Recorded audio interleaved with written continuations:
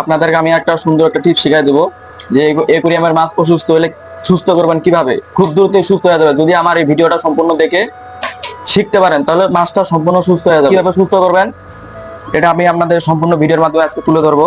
এরকম একটা ট্যাঙ্ক নিয়ে নেবেন, যার যেরকম সামর্থ্য আছে, বল আছে, এরকম ছোট ছোট ট্যাঙ্ক পাওয়া যায়, তাহলে এই ছোট ছোট ট্যাঙ্কের মধ্যে মাছ সুস্থ করানো যায়। এন্ড কি মেডিসিন ব্যবহার করবেন এটা আপনাদের আমি আজকে বলবো।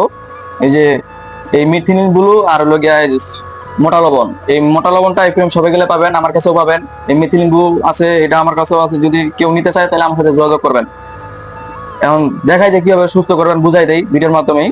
যে এরকম একটা ট্যাঙ্ক নেওয়ার পরে এখানে পানি দিবেন, এই পর্যন্ত পানি দিবেন। পানি দেওয়ার পরে এই মিথিলিন ব্লুটা 2 ফোঁটা দিয়ে দিবেন, আর লবণ দিয়ে দিবেন 1 চিমটি। দেওয়ার পরে পানিটা নাড়াচাড়া দিবেন যেন মিক্স হয়ে যায়।